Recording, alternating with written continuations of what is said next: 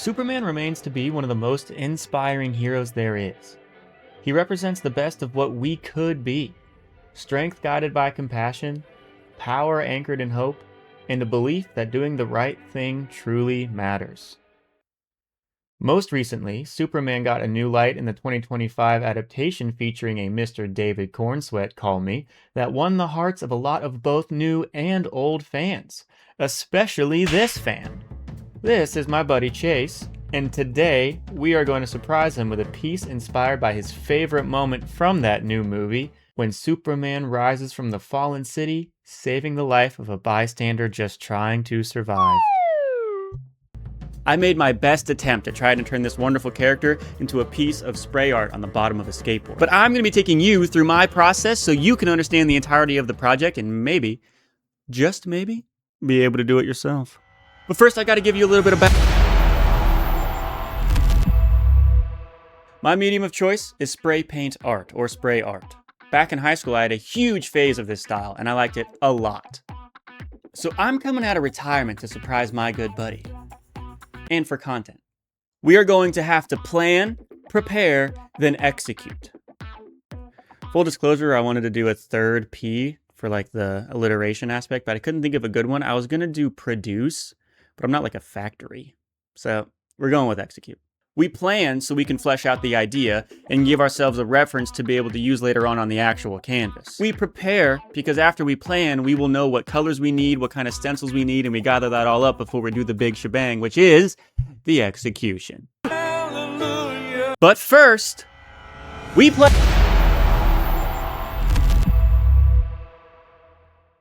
Okay, before we go over the plan step, I'll be the first one to tell you I lost the original footage of me actually planning, so the stuff you're about to see was after the fact, but it still gets the point across. First thing I did was find some inspiration.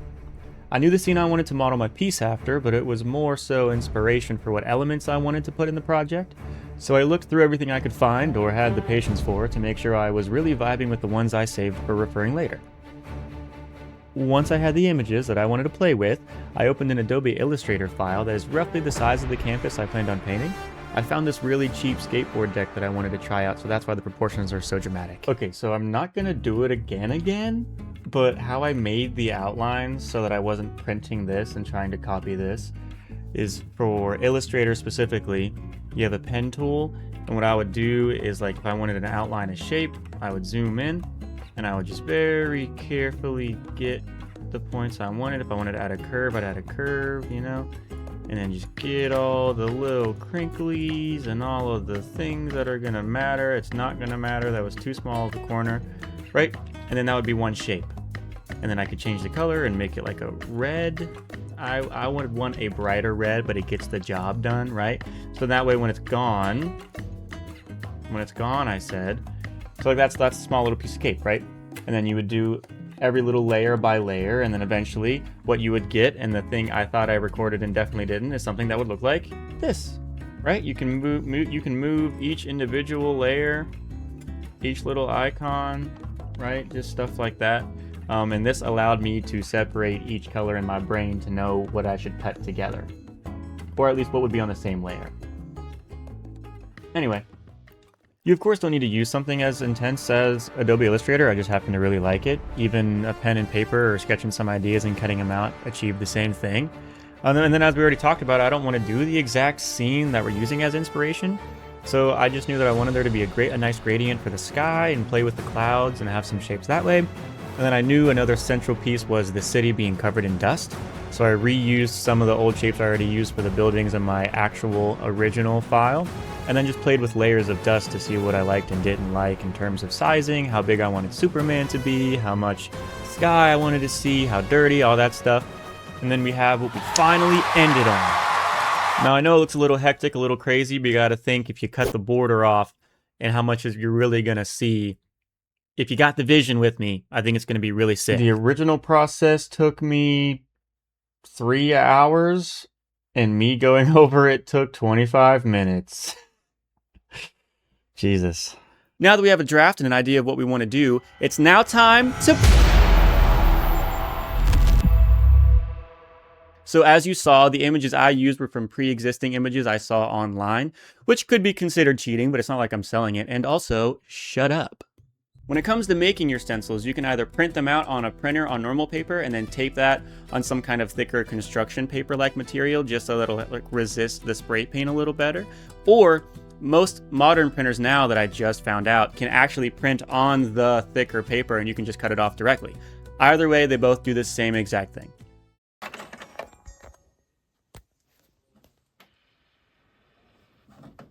The more basic and easier way of looking at it is you want to make a layer for every color you're going to paint. Like for example, if you're just doing the Superman logo and it was just red and yellow, you'd want to cut out a section for the red symbol and then cut out a section for the yellow paint and then just spray and spray. Of course, I chose a much more complicated stencil, which you do not have to do, but there are a lot more colors than just red and yellow. So that means I made a lot of copies and had to do a lot of cutting by hand, which I am sure there are other things that can do that for me, but I'm not going to look into it. So we cut. This is one of those parts that's kind of like my least favorite, but it's so important that it makes up for the lack of passion I have for this step. A more advanced tip, I'm not like a pro or anything, but you can use one stencil for several different colors as long as they're not next to each other. So for example, for mine, I made the black hair, the red symbol, and the yellow belt all on the same piece of paper because I knew I could just cover the ones I didn't want to paint, right? Once we had our plethora of stencils, the only other thing we needed to do to prepare was make sure we had the right colors. I happen to already have some older paints to use back when I was really into it, and I am grateful enough to be in a situation where I have an adult job to be able to go buy more paint as I want. But what I love about spray paint art is I just go to Walmart, I look for the cans that are $6 a pop or $5 and some change. And as long as you get the gloss ones, they're going to be perfectly fine. You don't need no high-end anything. I get my paint at Walmart. I get my paper, aside from the skateboard I'm spraying on. This is like my first time doing anything not on paper. But I get my paper at the dollar store because you can get those big-ass posters for like $1.50. And then you're good to go. And also, all you need is white and black. And you can do so many cool things. And if you realize it's something you can get really into, you can slowly build your collection of paint as you get into more projects or think of different ideas. So we have our plan. We prepared by making sure we have our paints and our stencils. So now all that's left is to execute.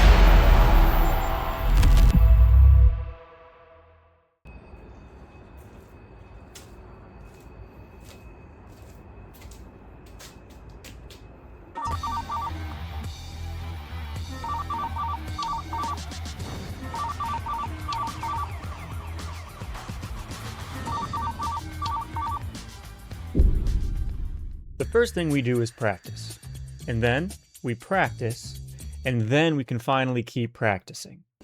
And boy, oh boy, am I glad I did, because holy crap, I was missing an entire stencil layer that I needed in order to put over the completed Superman to cover it while I did gradient stuff, which you will see later. That's why we practice. While I continued to be a little stress ball over the stencil, a furry little friend came to visit. One of the neighborhood cats said it gave him a quick hello, and then realized we had to get straight back to business. One more hello. Okay, hi. Okay, back to business. As if I couldn't make it stressful enough, I chose to paint on a canvas that was only one of a kind, or at least I only had one kind of, so it was very important that I understood what order I needed to paint in, what kind of gradient I wanted for my Superman piece, the sizing, the placements. It all had to be right before I even considered touching the final canvas. And of course, in classic Jacob fashion, I only recorded myself practicing the big man, so I only have this to show for the gradients and buildings I practiced. So, sorry about that, but you know, what are you gonna do? Once I felt like I had what I wanted down, I took a breath, rehydrated, and got to work. Now came the part I'd been building towards from the very beginning. The final product. And this is where everything changes. Up to this point, everything I had done, every sketch, every test spray, every messy practice attempt was just rehearsal. But not here. I had only one skateboard deck as my canvas, one surface, one chance to get it right. If I made a mistake now, there was no coming back from it, except for those few mistakes that I made that I had to fix. As the layers built up, so did the intensity. You're constantly weighing your options in real time. Do I make this layer thicker? Do I add more black to make it look darker? Is this the moment to stop or the moment to risk going the one more step? Because the line between finished and ruined could just be one misplaced stencil, one overly confident grab of the wrong color. And this one-of-a-kind canvas becomes nothing more than another mistake.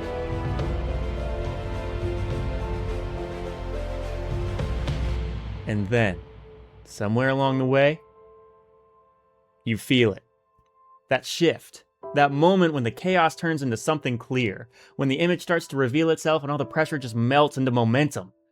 And it's only then that you step back, you take a breath, and you finally see what you've created.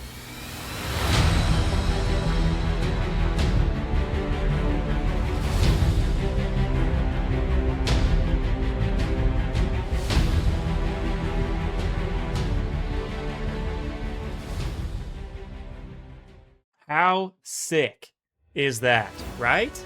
I mean, obviously I'm biased and I know what kind of work went into it, but how cool it could have looked way worse than that.